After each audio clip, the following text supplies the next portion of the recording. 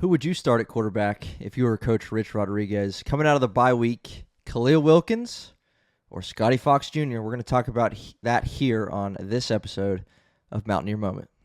This is the Mountaineer Moment, your source for all things West Virginia football and basketball. From pregame to postgame coverage and breaking news, we've got you covered. Let's go. All right, folks, welcome to another episode of Mountaineer Moment, episode number 43, where we are, in fact, talking about this West Virginia quarterback situation coming out of the bye week. We're recording as part of that bye week here on October 9th, Thursday, and Mountaineers are gearing up for the second half of the season after a interesting, chaotic,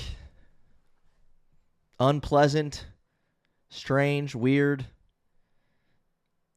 however else you want to describe it, kind of season that the Mountaineers have had thus far through their first 6 games, sitting at 2-4, and yet to get their first conference win in Big 12 play, off to an 0-3 start with losses on the road to both Kansas and BYU, with a loss at home in between to Utah. The last 3 weeks, the Mountaineers have started 3 quarterbacks.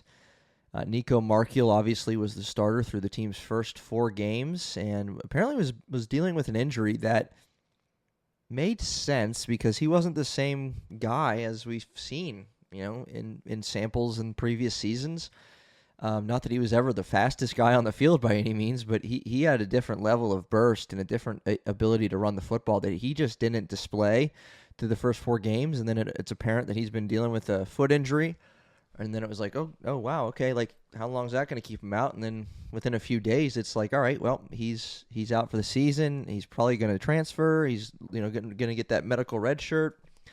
And then the Mountaineers are without Nico, a familiar face. Then the ball goes over to Jalen Henderson, who struggled against Utah and has struggled, in his brief time. Again, we're judging the rest of these quarterbacks off very limited time. Jalen Henderson, the one thing he did have going for him, is that he's a veteran.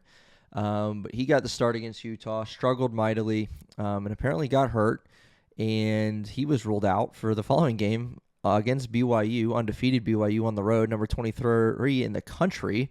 And then it's redshirt freshman Khalil Wilkins getting into the start. And we broke down all of that. So if you want to go back to previous episodes talking about Khalil Wilkins and his performance against BYU, you can go find that here on Mountaineer Moment in previous episodes. But now, as part of the bye week, and we'll talk about just a couple other things, but now it's like, okay, we still have half a season to go, and while expectations or aspirations or however you want to describe that too, like maybe those things have changed quite significantly if you were high on this team coming into the season. But there's still 6 regular season games left to be played, and there's still something sort of, quote unquote, in front of this team, right? Are they competing for the Big 12? No. They got 6 games left to play, 6 games with something to prove, and all of these guys on this roster have something to prove. Again, because it's like, the 2 biggest names, the two most well-known names coming into this season for the Mountaineers were Nico Markiel and the star running back Jaheim White, who went down in the second game of the season against Ohio with a season-ending injury. Also this week, there was just a report and even a tweet from Jaheim himself saying just something along the lines of getting back to it and looking to get stronger and better and prepping toward being a go next season. And he tagged WVU Football in that tweet. And so there's obviously, since he went down, tons of speculation because of how great of a talent he is. Like, is he going to leave? Is he going to stay? What's it going to look like after he gets a medical red shirt for him as well. But that's encouraging, right? And there's certainly a lot of time before we see Jaheim White, play next season. But to tag West Virginia Football in a post is encouraging to think that there's a chance he might be here. So that's a good sign. That's a good sign. Again, a lot can change. It's October 9th, right? There's so much that can change between October 9th and the last weekend in August in 2026, right? We are so far away from that. So a lot can change, but happy to see Jaheim, obviously, if you can say it that way, in good spirits, and looking forward to getting back on the football field, and hopefully, what we're hoping as Mountaineers is that that's going to be in a Mountaineer uniform, because Jaheim White is quite the talent. Now, again, the other piece that's familiar to Mountaineer fans is Nico Markiel. Now he's done, out of the picture, for the quarterback position for the Mountaineers, and now what? And I'm 100% all in for the second half of the season, and I'll dive into the two guys specifically, but I am 100% all in on letting Khalil Wilkins, redshirt freshman, and Scotty Fox Jr., true freshman, get the starts, get the snaps, receive every snap of the football at quarterback between those two guys for the remaining 6 games of the regular season. That's where I'm at. And that's not too far from where I've been. If you don't believe me, you can go check out some previous episodes, but I think it was, if I recall correctly, between the Kansas and Utah game, when Mountaineers had to start Jalen Henderson with Nico being out, and then certainly after that, after Khalil Wilkins got a little bit of action, threw a touchdown to Cam Vaughn in that game late. I get that, but somewhere in there, if you want to go back and find out where I said that, go right ahead. I'm just not going to go look for it. But somewhere in there, I said that at this point,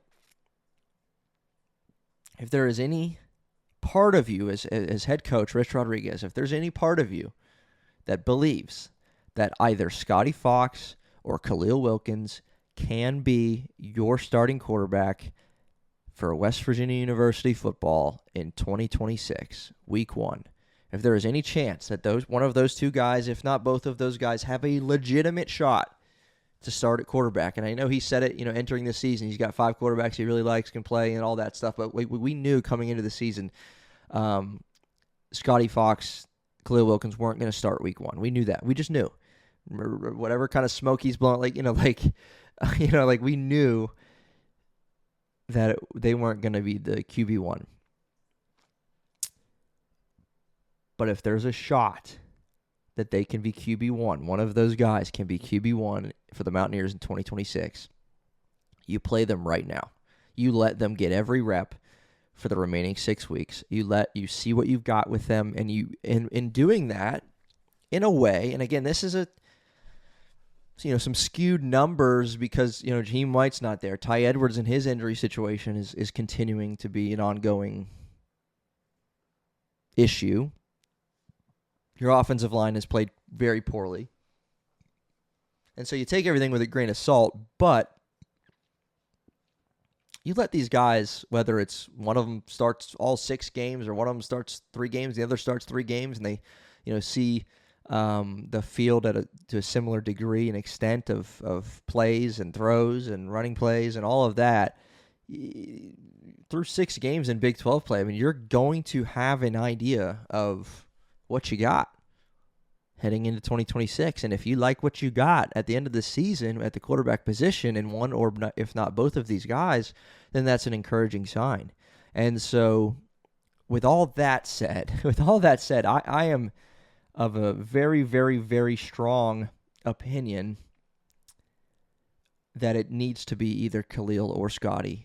And maybe, just maybe both, right? Again, this whole quarterback system, a lot of people are so against these multiple quarterback things, and I get it.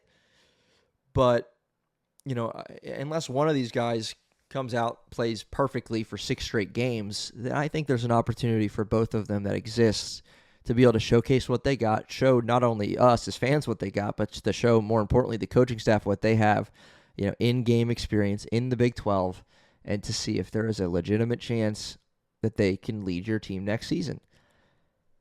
Khalil Wilkins, let's start with him.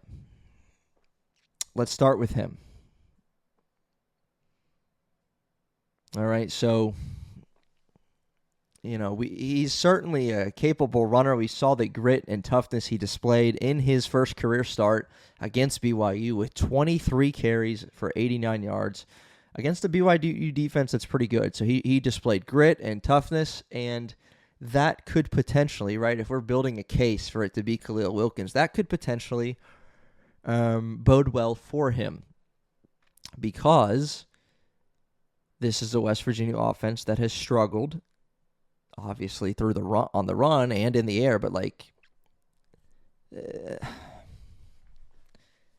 in a lot of games and in a lot of ways, especially in Big 12 play, this offense has been increasingly one-dimensional.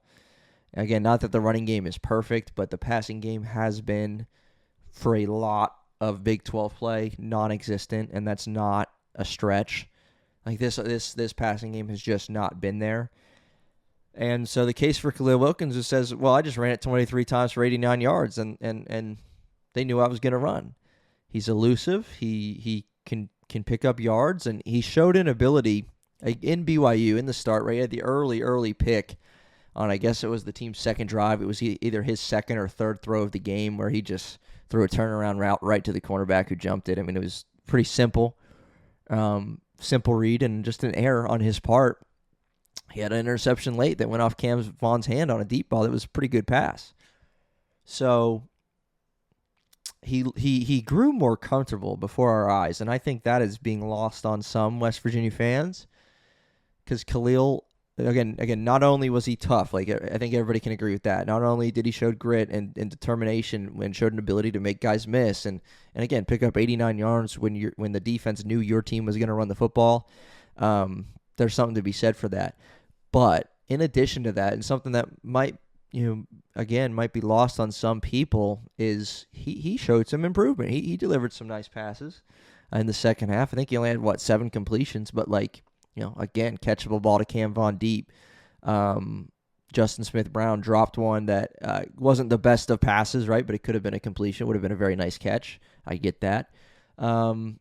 And then there were a couple, errant throws. There were a couple not so pretty passes. And you're only going to get better. I think he can only improve with in-game experience and on some touch and delivery of some of those passes. Make it easier for him, make it easier for the receivers, and bada bing, bada boom, we got ourselves a quarterback, right? Like, you got to give him time, and I think he deserves to play, right? So that's the case for him. But if we switch gears and talk about, all right, what about Scotty Fox? Let's talk about him. Let's talk about what he brings. He's a freshman. He's, was a highlight, topic of conversation heading into the season because of, just his ability to turn some heads as a true freshman.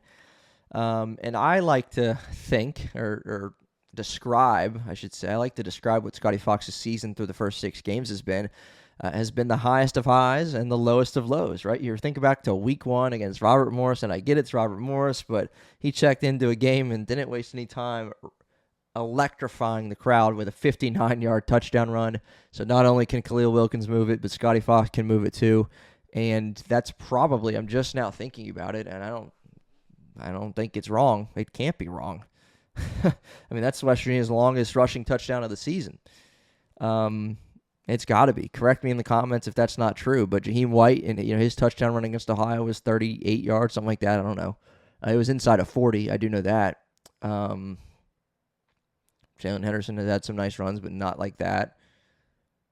Yeah, correct me if I'm wrong, but Scotty Fox has the longest rushing touchdown on the season for the Mountaineers, unless I'm missing one. So that was a high moment for him. Everyone was like, all right, well, Scotty Fox, look at him. He looks pretty good. Then against Pitt, right, we know the story. He checks in, leads the Mountaineers to a touchdown drive, extends their lead. He checked in the second half when West Virginia already had a lead with Nico, and checked in and led a scoring drive. And in that moment, you're sitting there thinking, man, maybe we don't take this kid out the rest of the game. Maybe he doesn't. Maybe, just in that split second after, you're like, all right, well, we found our quarterback. Quarterback controversy is over, even though we thought it was already over that Nico had settled it. But with the way that kid's looking, right, with the way he's looking, maybe he just won himself the job. Highest of highs, right? And I don't think he gets checked out of that ball game if he doesn't do what he does in back-to-back possessions against Pitt and throw 2 interceptions. Leads the team to a scoring drive. He's pumped up, amped up. I think he even helped block on that touchdown run for Ty Edwards, and then next thing you know, 2 interceptions, and he's back on the bench, and we didn't see much of him. We haven't really seen a lot of him since, other than a touchdown pass to Cam Vaughn against BYU late in the game when it was already decided, but a beautiful ball nonetheless. And he completed all 3 of his passes against BYU. Ups and downs, highest of highs, lowest of lows, but very, very small sample size for Scotty Fox. And I will say that, again, treating everything as if it's a small sample size for Khalil and Scotty Fox, because that's just what it is, right? That is what it is. This is a small sample size for both of these guys in a Mountaineer uniform. Scotty Fox looks a little more comfortable passing the football. Looks a little more accurate, looks to have a little more touch. Small sample size, right? He's thrown a handful of passes all season, right? Now, as Khalil, Fox can run the ball too. He really can. He's not as elusive as Khalil Wilkins is. There's no doubt about it. Had he started the whole game against BYU, would he have had 23 carries? I don't think so. I don't think so. But he's a capable runner. 59-yard touchdown run against Robert Morris. He can run the football. And